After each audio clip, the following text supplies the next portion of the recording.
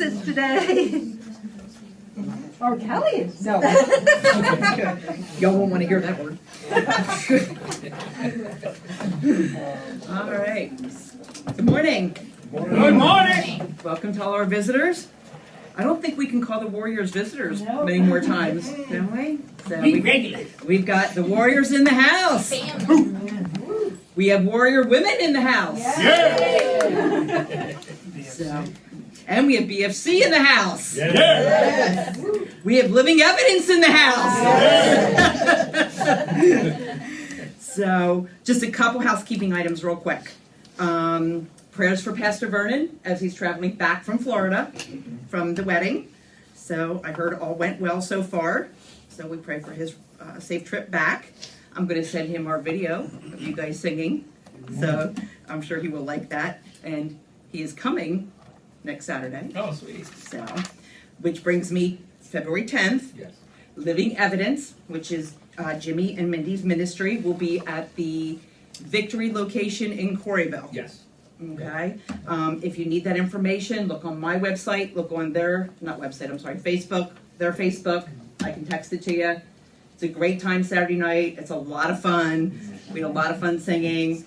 And I have to tell you, watching those kids just get so involved That was so cool.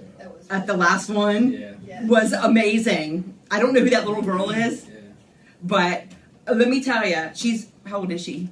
The little girl, do you know? Yeah, I think they're like 5. And the ironic thing was with that whole thing, and that was a God moment. That last week when we played, and if you don't mind me just sharing, like, No, really absolutely. quickly, is that the battery in my guitar died right before we went on.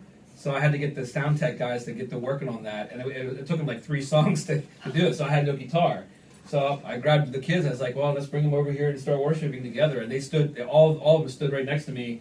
I said, "Well, this is how we do it, guys. We just give it all to God, raise your hands, whatever you all want to do." And they just followed what we did, and it was just a God moment because It was. that just never would have happened if my guitar didn't, if it worked, So it was beautiful. Yeah. It was really Satan was beautiful. at work trying to keep that performance last week from happening. Oh, sure. For sure. Yeah, no, but God took it for His. And yet we weren't having none of it. We weren't having It it. was But beautiful. to see these little kids, like you said, 5, 6, 7, maybe Yeah. 8, and they're the cutest little thing. She has curls all over her head. She's got her little hands in the air, and she is just singing. And I was sitting there behind Mary, and I'm like, oh my gosh, look at her. She's just so cute. So, and even the baby was really quiet. Yes. That the one was walking around with. I was like, oh my gosh. So again, that's this coming Saturday at the Victory Campus in Corryville. And coming up on the 19th is the senior citizen lunch that they do up in Lidditz. Yes. So they have that coming up. If anybody can help, I think, with serving. Well, what we do is we prepare. You prepare it. The box lunches, we make sandwiches, and then Pastor Vernon is the one, and somebody else usually puts them all together. Angel used to help with that. I don't know if you can this time, but yeah. And then we serve them. Yep. And they get to do that a couple times a year on the holiday Mondays. Yes. So, and I know they always love it. Yeah. Yes. Right? Right, Don? And then just a reminder of the offering basket in the back. And I guess, should we bring up Cinnamon Roll? Yes. Is he ready? Is he ready? All right. Pastor Dave.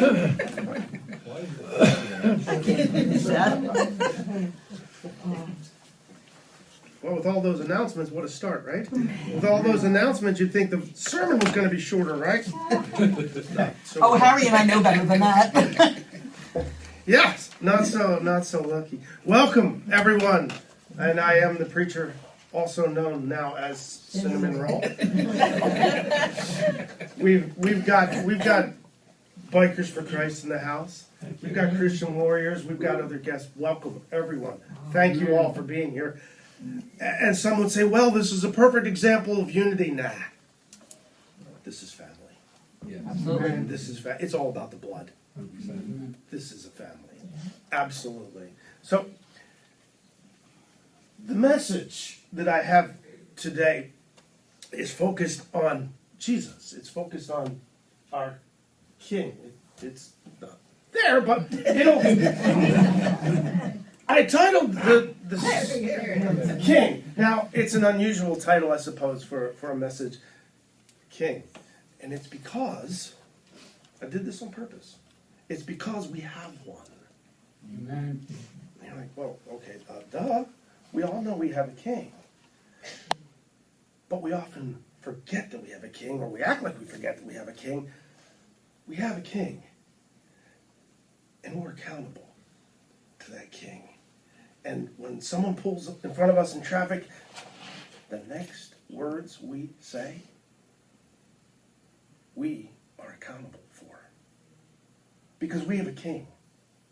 And we're accountable for what we say, we're accountable for what we do to that king. Now we're like, okay, we know we have a king. We also know that that king can do anything.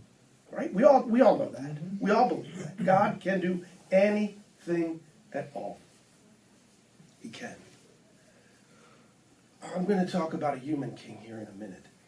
And that human king knew those things. He knew he had a king. He knew that king could do anything. But he knew something else. He knew something else about that king. And it made all the difference. It made all the difference. I want you to leave with that today, with that difference. We'll get to it. But I want you to leave with that today because it makes all the difference. It did for David, and it will for you. Starting with David. 1 Samuel 16, because this is where it started for David. Chapter 16, verses 1 through 13. Now the Lord said to Samuel, "You have mourned long enough for Saul. I've rejected him as king of Israel." He rejected him as king of Israel, but he did place him as the king of Israel. That was a God thing. God said, "You've mourned long enough for Saul. I have rejected him as king of Israel. So fill your flask with olive oil and go to Bethlehem. Find a man named Jesse who lives there, for I have selected one of his sons to be my king. I have selected one of them to be my king." Next slide. But Samuel asked, "How can I do that? If Saul hears about it, he will kill me." "Take a heifer with you," the Lord replied, "and say that you have come to make a sacrifice to the Lord. Invite Jesse to the sacrifice, and I will show you which of his sons to anoint for me." So Samuel, he did as the Lord instructed. When he arrived at Bethlehem, the elders of the town, they came trembling to meet him. "What's wrong?" they asked. "Do you come in peace?" "Yes," Samuel replied. "I have come to sacrifice to the Lord. Purify yourselves and come with me to the sacrifice." Then Samuel performed the purification rite for Jesse and his sons and invited them to the sacrifice too. And when they arrived, verse 6, Samuel took one look at Eliab and he thought, "Surely this is the Lord's anointed," big, tall, handsome guy. Surely, this is the Lord's anointed." How many times do we do that? Right? We see the big, handsome guy and it's not me. You say, "Surely this is the guy. This is the one. This is who we should follow." But the Lord said to Samuel, "Don't judge by his appearance or his height, for I've rejected him." The Lord doesn't see things the way we see things. No. Because God doesn't look at what's out here. He looks at what's in here. And he knows what's in here. And that's why we're accountable for what's in here. It's what's in here. The Lord doesn't see things the way we see them. People judge by the outward appearance. But the Lord looks at the heart. The Lord looks at the heart. The Lord looks at the heart. And then Jesse told his son Abinadab, yeah, that's how I pronounce that, to step forward and walk in front of us. walk in front of Samuel, but Samuel said, "This is not the one I've chosen." Next, Jesse summoned Shema, but Samuel said, "Neither is this the one the Lord has chosen." In the same way, all seven of Jesse's sons were presented to Samuel, but Samuel said to Jesse, "The Lord has not chosen any of these. The Lord hasn't chosen any of these." And Samuel had to go to him and say, "Is there anyone else? Is there anyone else? Do you have another son?" "Well, there's still the youngest," Jesse replied.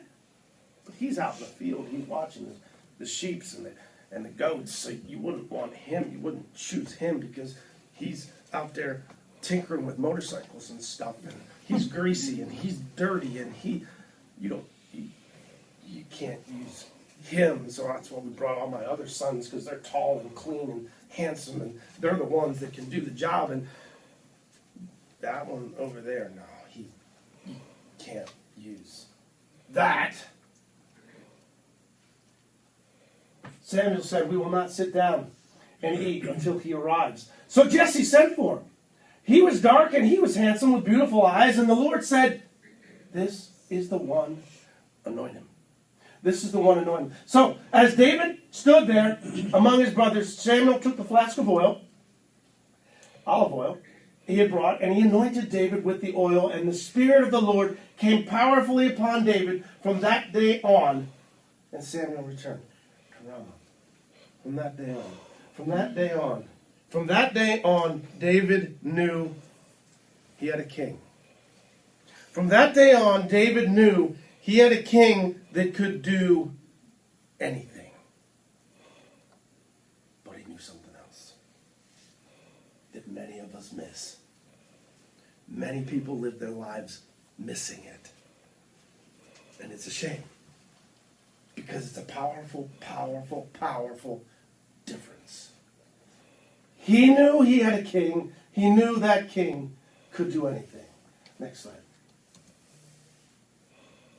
17, verses 1 through 27. We're skipping several things in David's life, but the Philistines mustered their army for battle, and they camped between Soka in Judah and Ezekah in, yes, this place. Saul countered by gathering his Israelite troops near the valley of Elah. So the Philistines and the Israelites, they faced each other on opposite hills with the valley between them. And then this man, Goliath.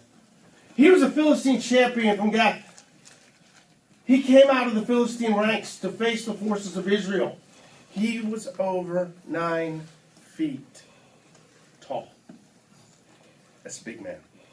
9 feet tall. He was over 9 feet tall. He wore a bronze helmet and a bronze coat of mail that weighed 125 pounds. Roller, that's almost you, brother. It weighed 125 pounds. He also wore a bronze leg armor, and he carried a bronze shield. Javelin, he had a shield too, but javelin on his shoulder.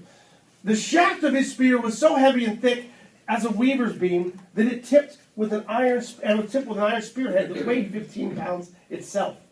His armor bearer walked ahead of him carrying a shield. Goliath stood and shouted a taunt across to the Israelites. "Why are you all coming out to fight? I am the Philistine champion. You are only servants of Saul. Choose a man to come down here and fight me. If he kills me, then we will be your slaves. But if I kill him, you will be our slaves. I defy the armies of Israel today. Send me a man who will fight me.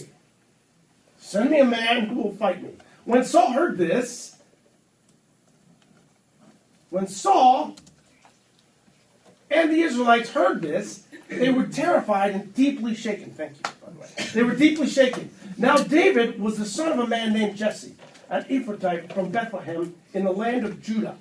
Jesse was an old man at that time, and he had 8 sons. Jesse's 3 oldest sons, Eliab, Abinadab, and Shema, he was from before, had already joined Saul's army to fight the Philistines. The Israelites placed their trust in Saul, their king. And remember, Goliath had already issued his message. So they looked to Saul, and they heard crickets. Nothing. There was no one. There was nobody to go against Goliath. Until 14, where David, the youngest son, David's 3 oldest brothers stayed with Saul's army. But David, he went back and forth, and he could help his father with the sheep in Bethlehem. For 40 days, every morning and every evening, the Philistine champion strutted in front of the Israelites' army and did his thing. One day, Jesse said to David, "Take this basket of roasted grain and these 10 loaves of bread, and carry them quickly to your brothers. Give these 10 cuts of cheese to their captain. See how your brothers are getting along, and bring back a report on how they are doing." David's brothers were with Saul and the Israelite army at the valley of Elah, fighting against the Philistines. So David left the sheep with another shepherd, doing his job, left him with another shepherd, and set out early the next morning with the gifts, as Jesse had directed him to do. He arrived at the camp just as the Israelite army was leaving for the battlefield with the shouts and battle cries. Soon, 21, the Israelites and the Philistine forces stood facing each other, army against army. David left his things with the keeper of supplies and hurried out to the ranks to greet his brothers. As he was talking with them, Goliath, the Philistine champion from Gath, came out from the Philistine ranks, and David heard him. He heard him shout his usual taunt to the army of Israel. As soon as the Israelite army saw him, they began to run away in fright. Goliath asked, "Have you seen the giant?" the men asked. "He comes out each day to defy Israel. The king has offered a huge reward to anyone who kills him. He will give that man one of his daughters for a wife, and the man's entire family will be exempted from paying taxes." Okay, exempted from paying taxes, that'd be a good thing. David asked the soldiers standing nearby, "What will a man get for killing the Philistine and ending his defiance of Israel? Who is this pagan Philistine anyway, that he is allowed to defy the armies of the living God?" And these men gave David the same reply. They said, "Well, yes, that is the reward for killing him. No taxes, marrying the daughter." "Don't worry about this Philistine," David told Saul. "I'll go fight him." I'll go fight him. Young boy, David, anointed. He knew he had a king. He knew that king could do anything. He knew he had a king. He knew that king could do anything. "I'll go fight." "Don't be ridiculous," Saul replied. "There's no way you can fight this Philistine and possibly win. There's no way. You are only a boy. And he's been a man of war since his youth." He's been a man of war since his youth. 34. But David persisted. "I've been taking care of my father's sheep and goats," he said. "When a lion or a bear comes to steal a lamb from the flock, I go after it with a club and rescue the lamb from its mouth. If the animal turns on me, I catch it by the jaw and club it to death. I have done this to both lions and bears, and I'll do it to this pagan Philistine too. For he has defiled the armies of the living God. The Lord who rescued me from the claws of the lion and the bear will rescue me from this Philistine too." See, David knew he had a king. He saw that king in action. David knew he had a king, and he knew that king could do anything, but he knew something else. He knew his king could do anything. He knew his king could kill bears. He knew his king could kill lions. But he knew something else. Something else that we need. Next screen. David had trust in the true king, and we all have trust in the true king. Amen. But David did something in his life at this point that a lot of people tend to miss, that a lot of people tend to forget, that a lot of people tend to not realize. Next screen. Psalms 25, 1 and 2. Lord, I give my life to you. This is David, by the way. This is a psalm of David, a song of David. Lord, I give my life to you. I trust in you, my God. I trust in you, my God. This is important. I trust in you, my God. I trust in you. We trust in God. We know God is all-powerful. We know God is our King. We put our trust in God. It can't end there. It can't. It didn't for David. And it can't for you. Next screen. 37.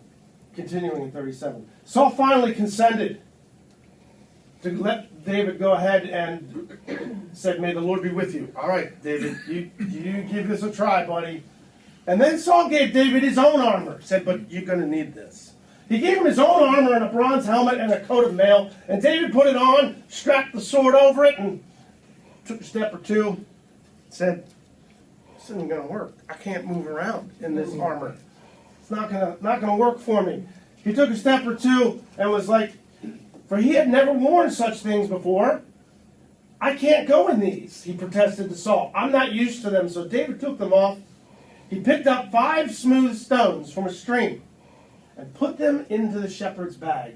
And then, armed with his shepherd's staff and sling, he started across the valley to fight the Philistine.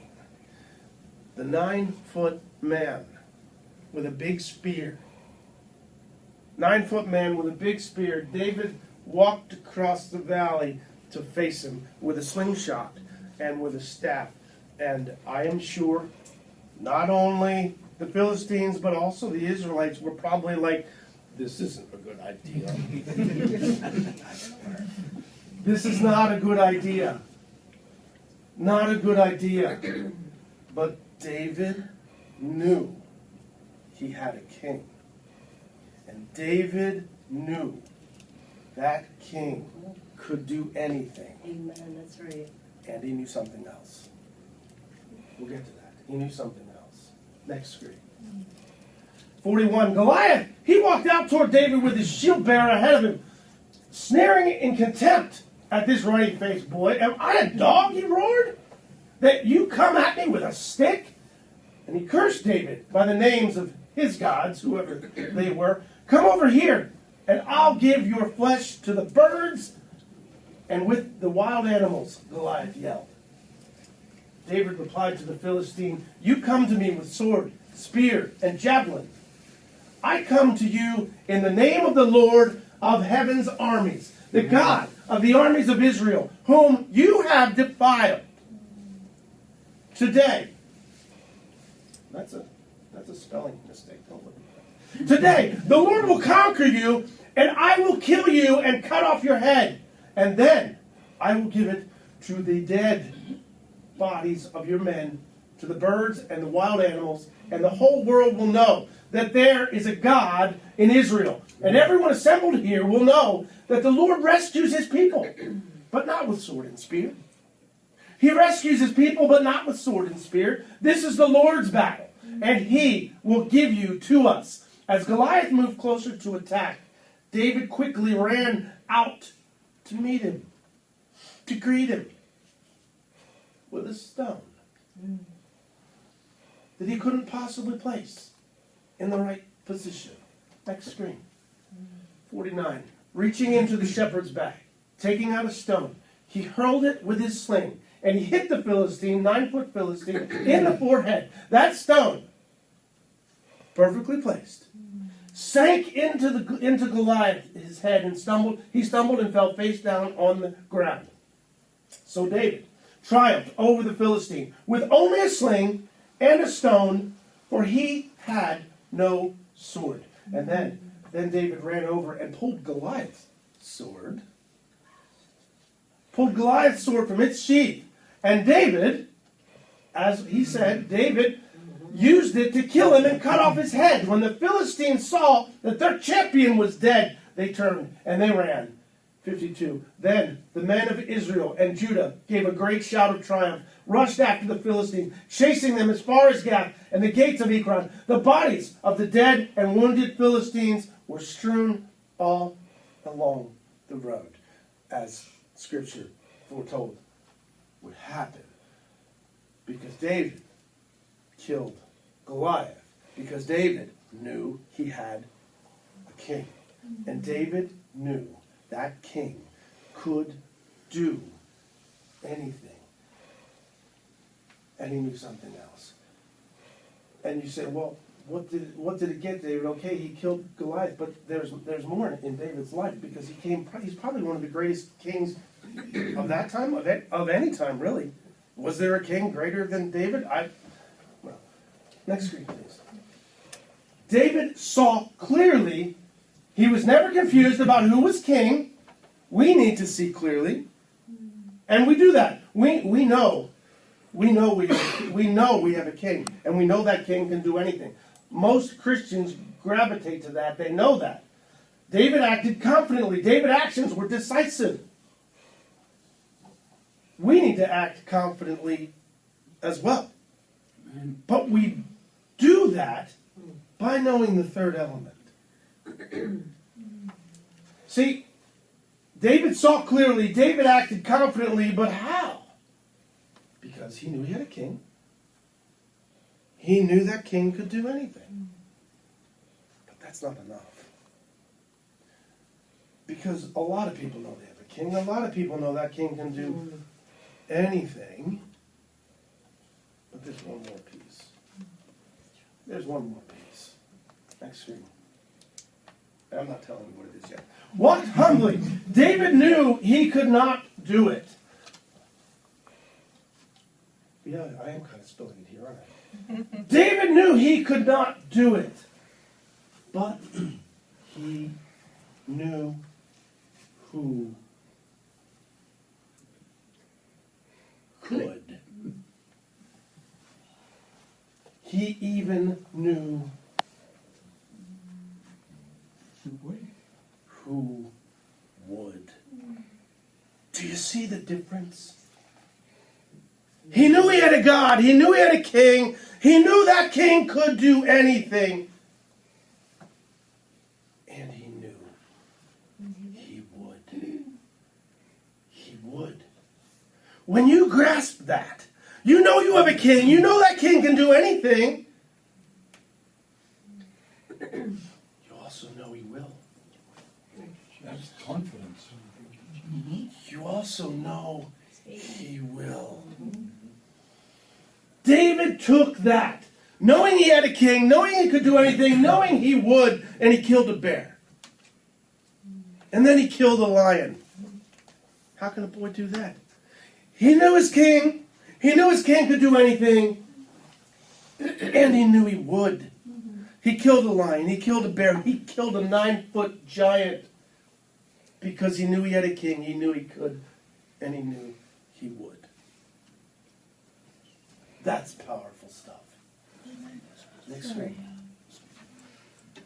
David and King Saul. David's popularity grew now after he killed Goliath. And David's skill as a warrior grew. And Saul's animosity for David grew.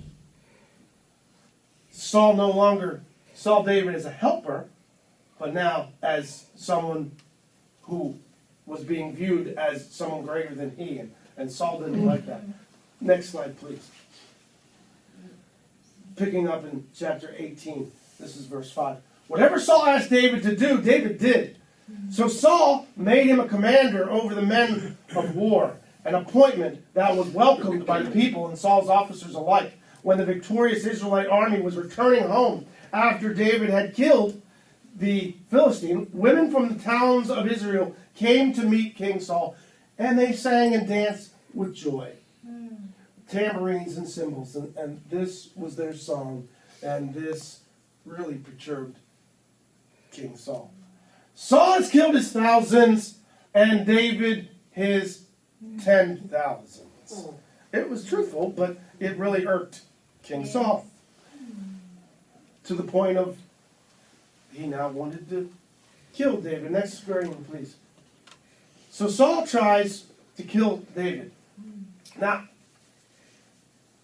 at this point, many of us, we see things happen, we look at them and say, well, God delivered this to me. This is surely something I should take advantage of because God provided this.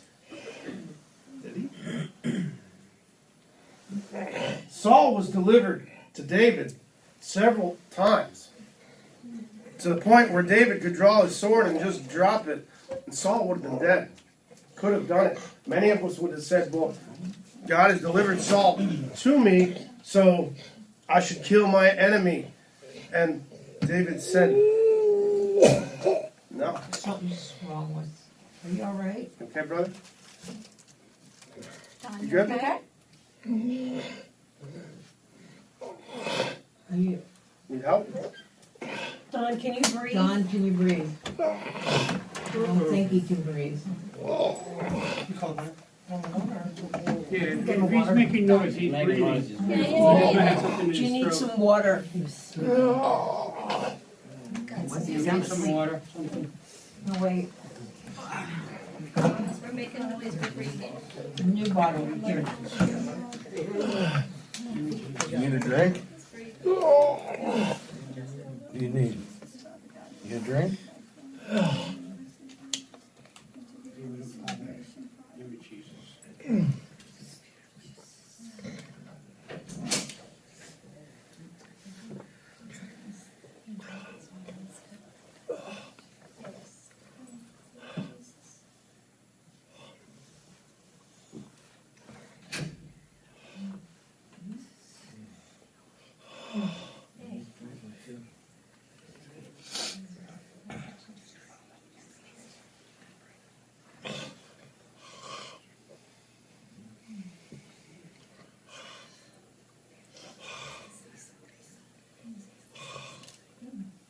We good? He's breathing.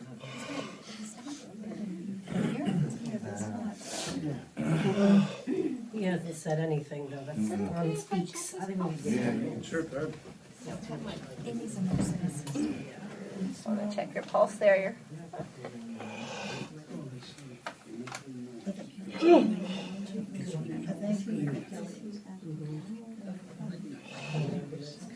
It's beeping, we're beeping. We're beeping. He doesn't seem to be very coherent. This is white. Yeah. He's not answering the questions. It's okay. Let's give him a couple minutes.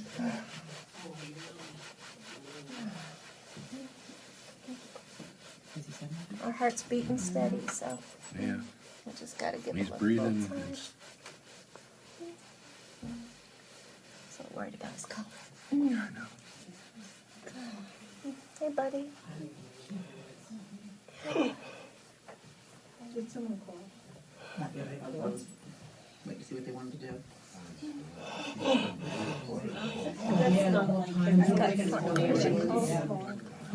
Let's call him. I think we should make a call.